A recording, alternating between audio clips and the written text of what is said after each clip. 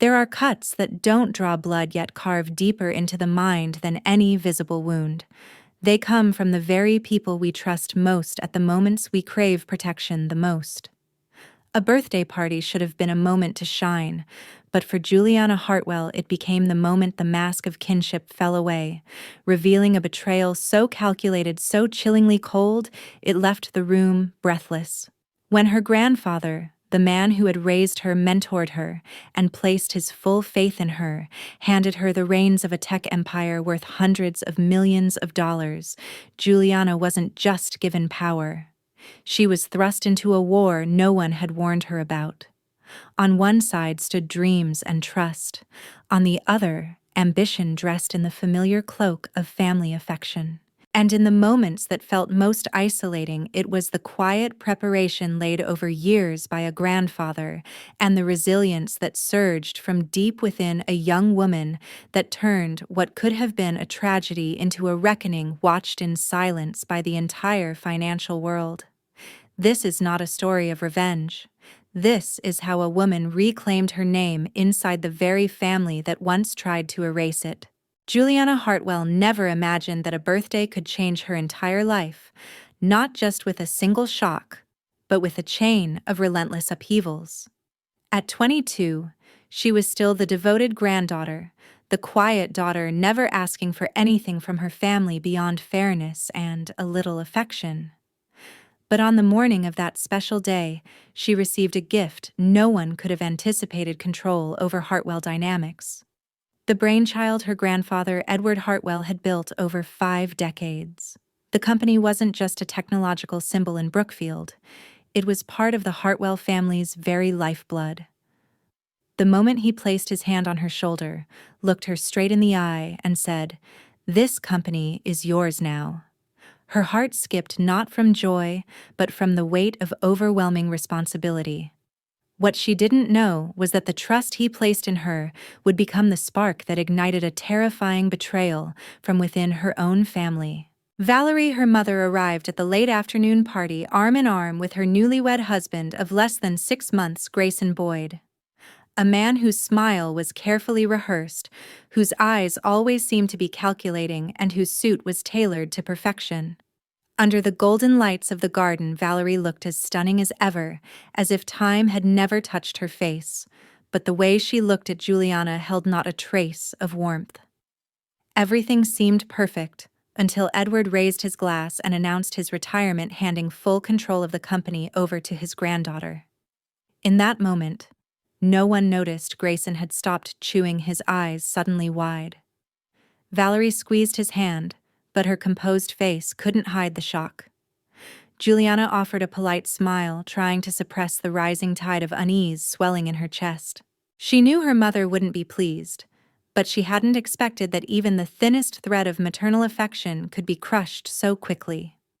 Throughout the evening, Grayson moved quietly through the crowd, approaching every executive, inquiring about the company's structure as if he had just been handed the reins.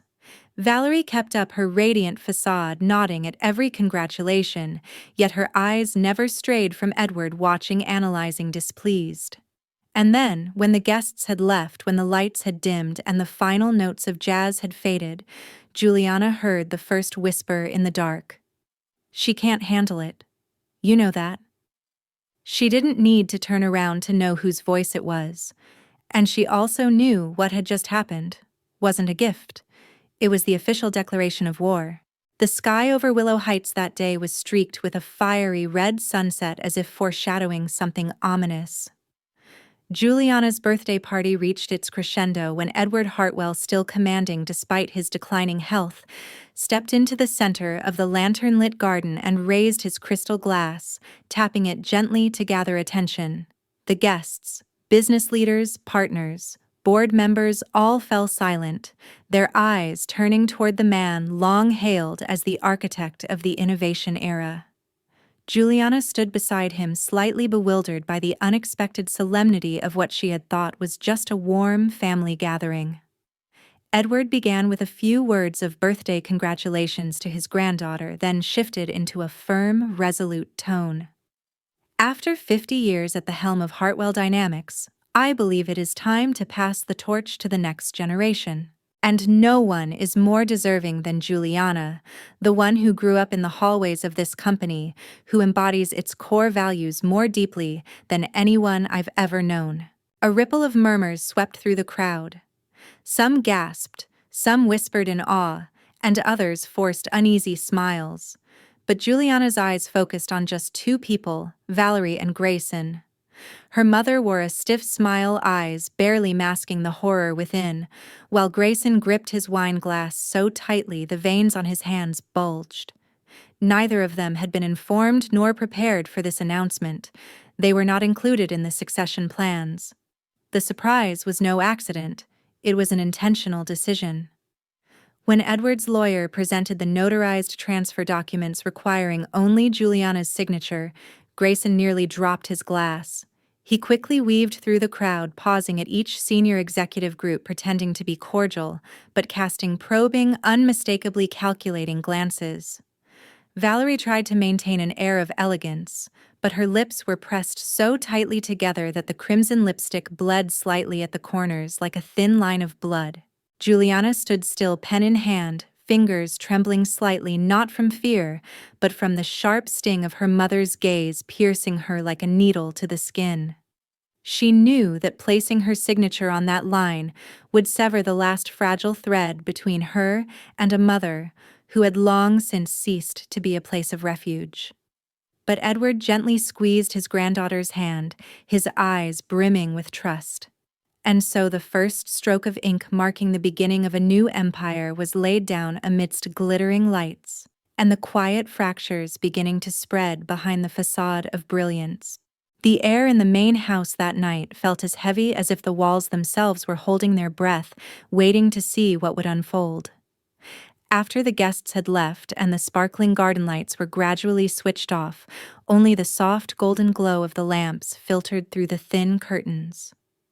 Juliana was tidying up a few birthday gifts in the living room when Valerie entered, her high heels striking sharply against the hardwood floor with each step.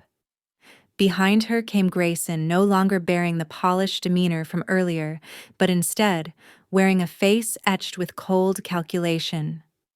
"We need to talk," now Valerie said, without waiting for her daughter's consent. They led her into Edward's study, a room that had always offered tranquility, but now felt stifling and thick with unspoken tension. Grayson closed the door with just enough force to make a pointed noise, as though asserting authority with the gesture alone. "What just happened," he began, "was a shock, and frankly, incredibly irresponsible." Valerie stood by the fireplace, arms crossed, her eyes, a mix of concern and disapproval. "Juliana, you're too young. Owning the company is one thing, but running it. Do you really think you're ready for that?" Juliana remained silent, not because she had nothing to say, but because she refused to step into the emotional trap they were laying out. Grayson continued, his voice lower now, yet more assertive. "We think it would be best if no, I'll just say it, temporarily assume the role of CEO, while you take time to learn to refine your skills."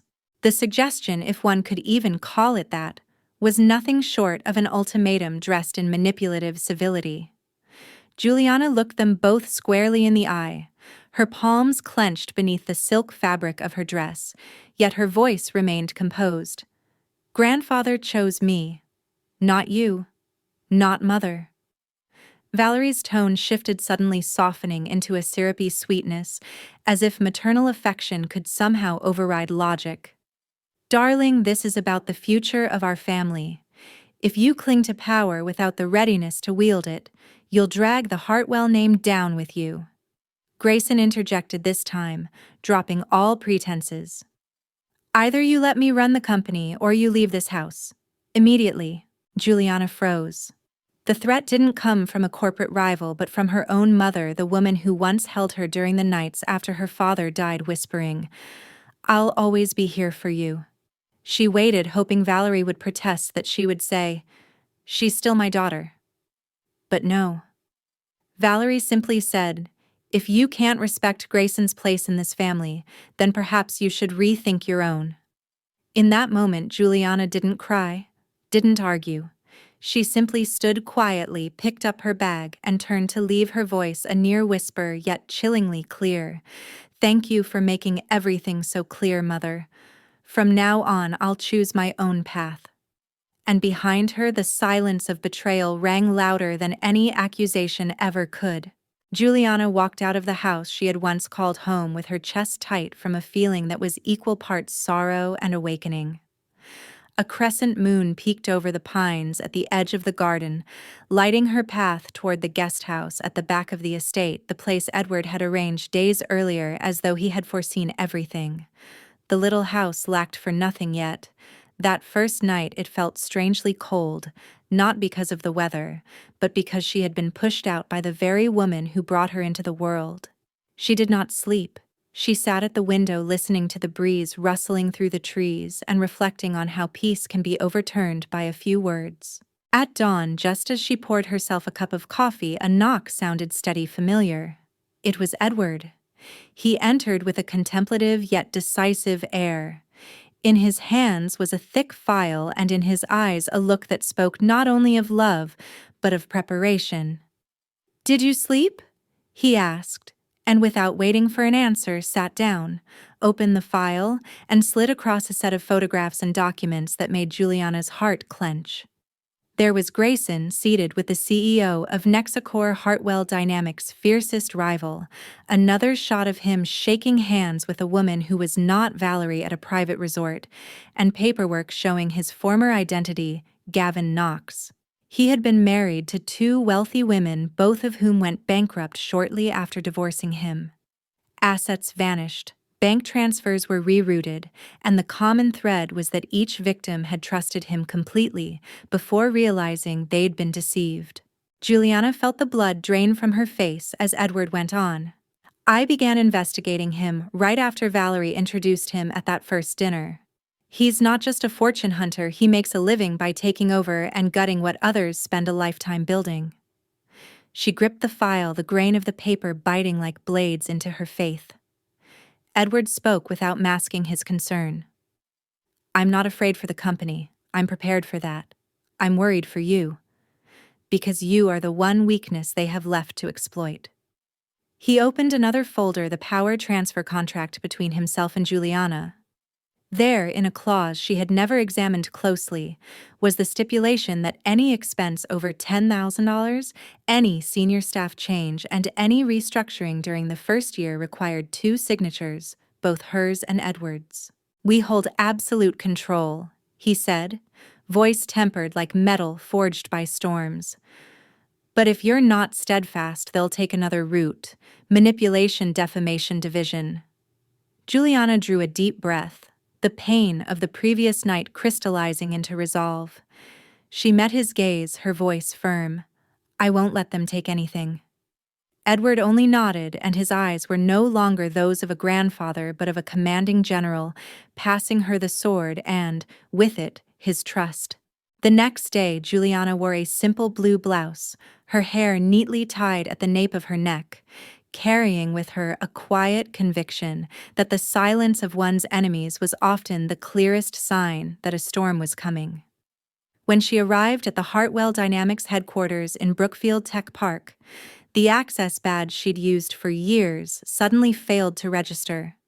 The security guard, a new hire who had never met her coldly, told her she needed authorization from the current CEO. In that moment, the composure she'd developed over years with the company didn't allow for anger. Instead, she simply smiled, pulled out her phone, and called Susan Mallory, the chief technology officer, and the woman who had watched her grow from a timid intern into the rightful heir. Susan came down to meet her, her face clouded with concern. "There's a memo from Grayson," she whispered as they stepped into the elevator. "He's declared himself interim CEO and claims that all decisions are pending board review." Juliana said nothing, her eyes fixed on the ascending numbers on the digital panel. The 16th floor opened to the space that once belonged to her grandfather and now to her.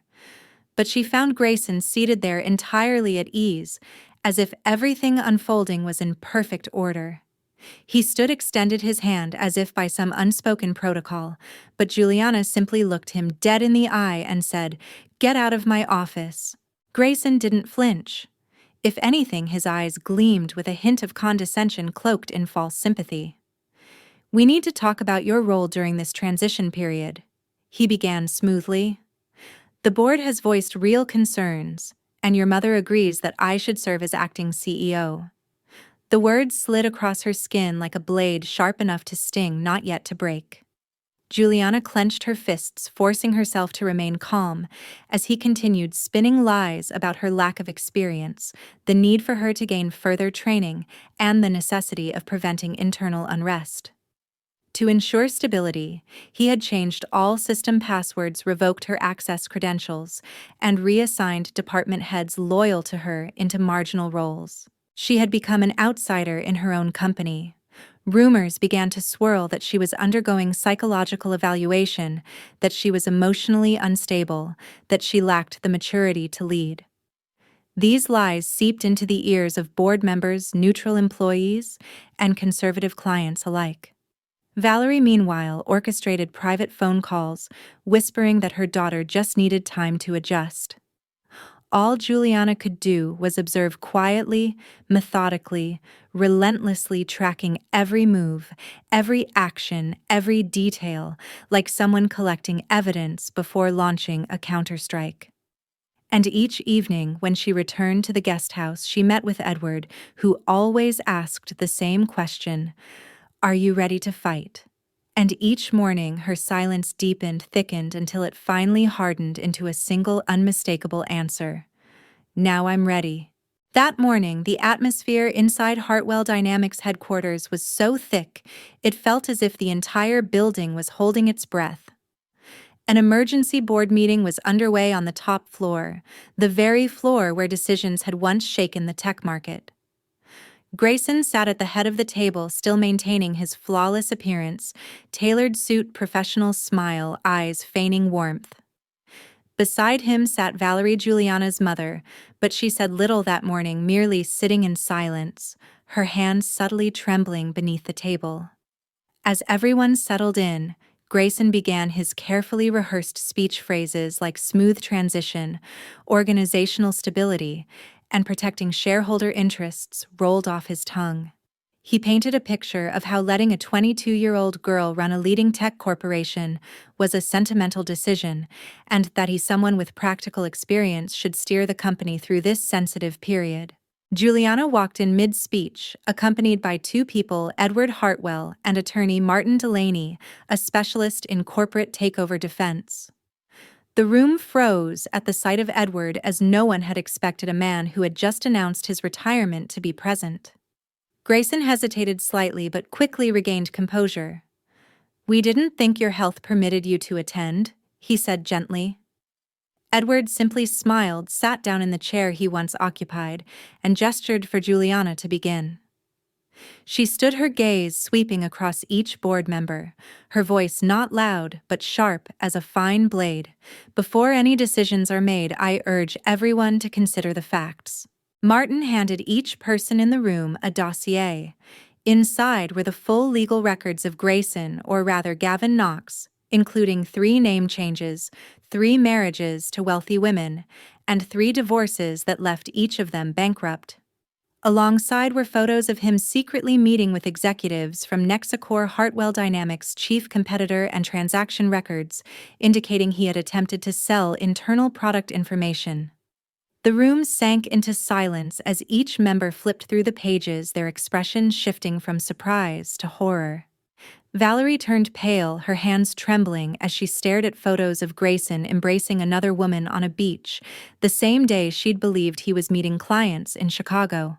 As Grayson abruptly stood to object, Edward calmly raised a hand.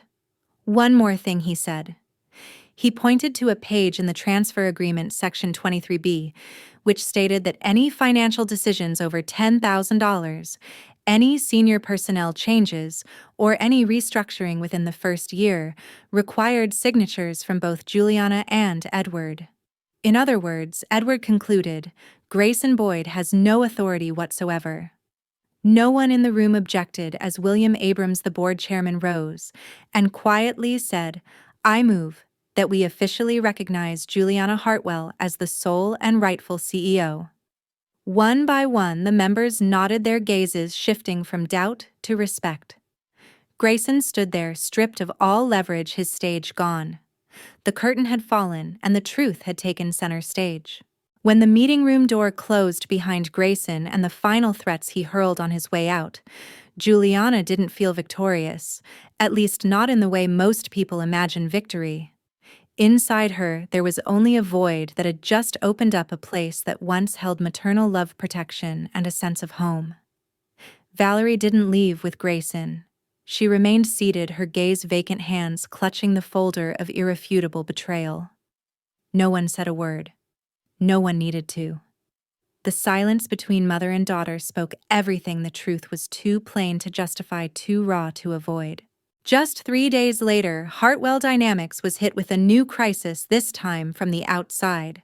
Nexacor, its longtime competitor, and the very corporation Grayson had secretly engaged with, suddenly announced its intent to acquire. A hostile takeover bid was launched, accompanied by a public offer to purchase shares at 20% above market value. The media erupted. Investors were shaken. Small shareholders began to waver. With every passing minute, Hartwell Dynamics' stock price fluctuated, echoing the rising doubts about the capability of its newly appointed young CEO. Juliana knew this was Grayson's final strike. Losers like him never left quietly. She called for an emergency meeting with the executive board. The air in the room was thick with questions yet to be voiced. Outside was a storm of media frenzy. Inside, rising anxiety ticked like a clock. But instead of panic, Juliana quietly laid out a plan that she, Edward, and attorney Martin Delaney had been preparing for 2 weeks, ever since they discovered Nexacor's covert maneuvering.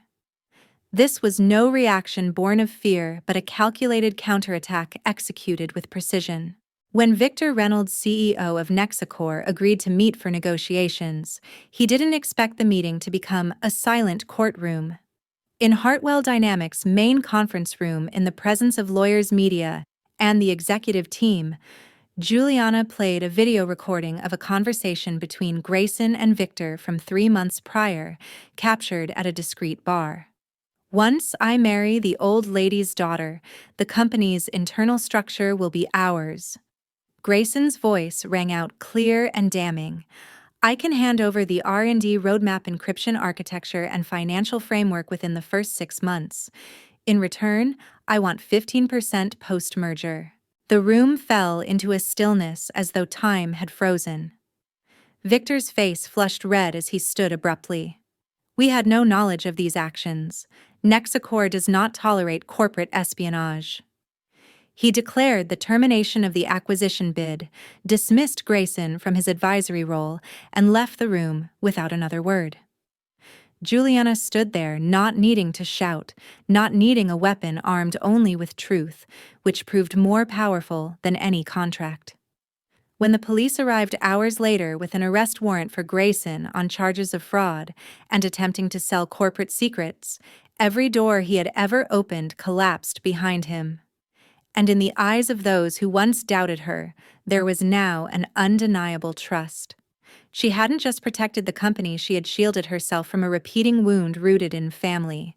A few days after Grayson was handcuffed and escorted out of Hartwell Dynamics headquarters, everything seemed to pass in a quiet yet cautious rhythm. The press retreated, Nexacor fell silent, and the company's stock began to stabilize. But Juliana knew too well a crisis doesn't truly end with handshakes or neatly worded press releases. It merely changes form from external to internal.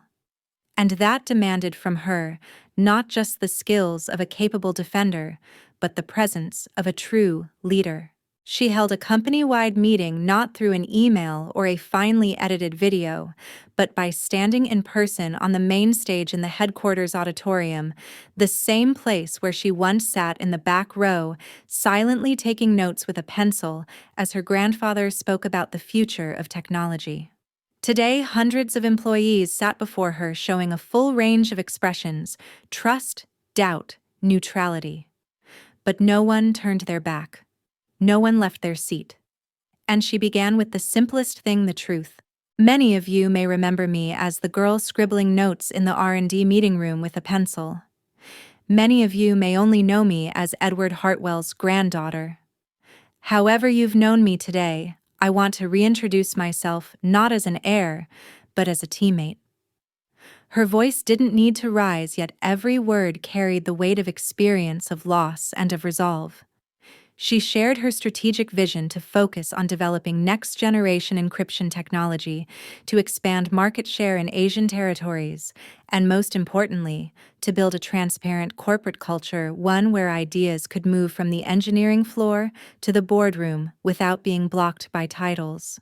No one should be judged by their age or their last name, she concluded, but by whether they dare to stand up when it matters most.